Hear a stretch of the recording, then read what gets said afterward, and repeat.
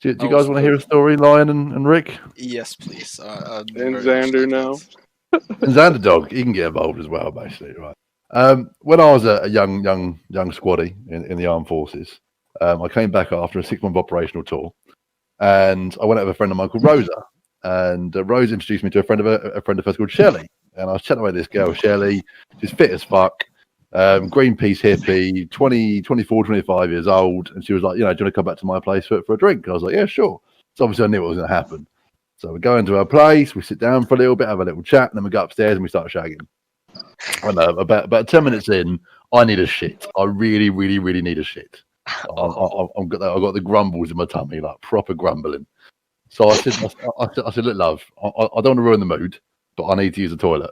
And she's like, oh, it's fine, yeah, it's upstairs on the landing on the right. So I go up there, fucking do one of those horrendous alcohol pop shits from all the alcohol I've been drinking all night long. Fucking destroyed the pan. Right, and I thought, right, okay, clean myself up and go and shag this bird. And I look around, there's no fucking toilet roll anywhere. No toilet roll anywhere. I can't find anything to clean my ass with. Right, the logical thing, a lot of people tell me at this point, you should have got in the shower. Yeah, if I wasn't drunk and an idiot, I would have done that. But what I chose was her cream face towel. She had a cream face towel rack with all these cream face towels on. So I thought, well, it's a one-night stand. I'll clean my ass up with that, lob it out the window. I'll be gone. I'll never see her again. Happy days. So I clean my ass with this towel, open the window, throw it out the window. I walk downstairs and she goes, "Get the fuck out of my house, you dirty cunt." And I'm going, what's wrong? What's wrong? What's wrong? Get the fuck out of my house. What I didn't realise, right, was her bedroom was below the bathroom. So when I've thrown the towel out the window, it's fallen down onto her window or window sill on the floor below. She's opened the window to find out what the fuck is this white object falling from the floor above, and found my shitty towel and threw me out. So, oh my god! Yeah, I didn't. I got about 10 minutes of fucking poontang that night, and the rest of it I got thrown out in the cold street. That was it. Oh my god! That's the tame poo story. That's the tame poo story. I can tell you a secondary one, which is much worse, which involves the police as well.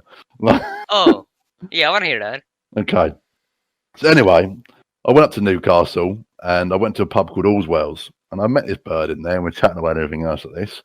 And I took her back to this place called the Backpackers Lodge. It's like bunk beds for like £5 a night, cheap as chips.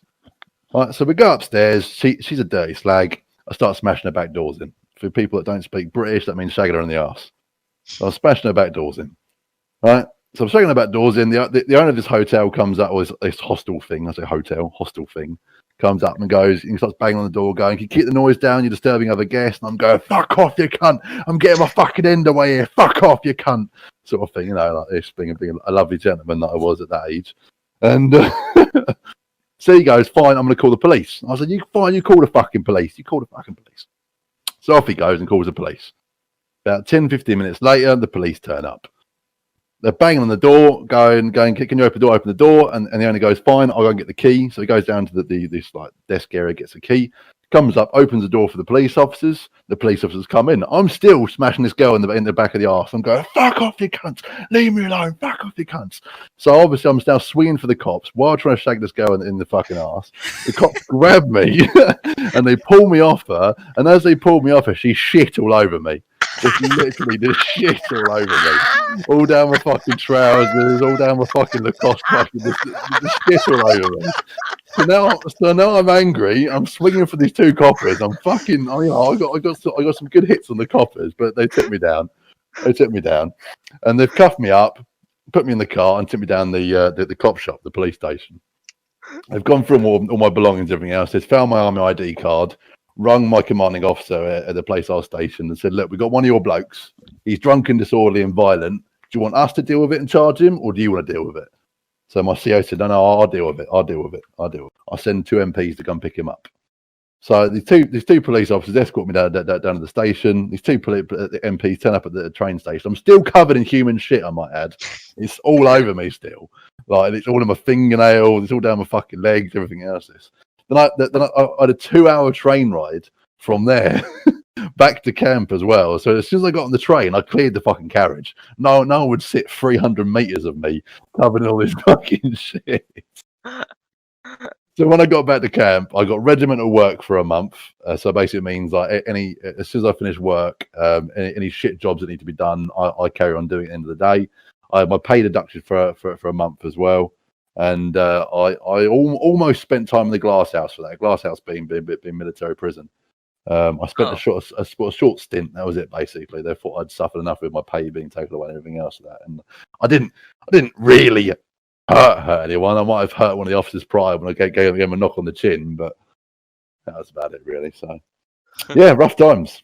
I did spend 2 weeks in the glass house though, but that was for sticking a 10-ton lorry pissed out my skull on a roundabout after going to a whorehouse.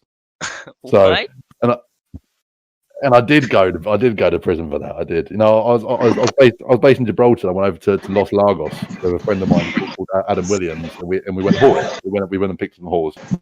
Went to the whorehouse, had a great time. Came back at 7:30 in the morning, steaming with alcohol. Just literally steaming.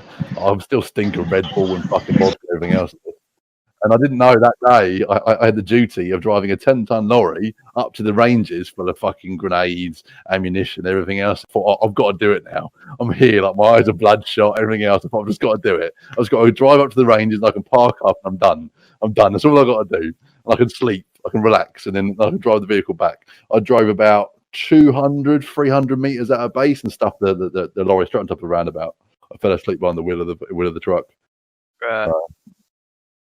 So yeah, they sent me to prison for 2 weeks for that. So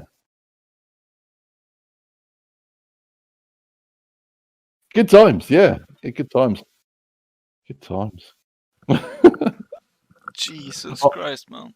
There was a great place in Gibraltar. This Los Lagos place I was talking about, this whorehouse.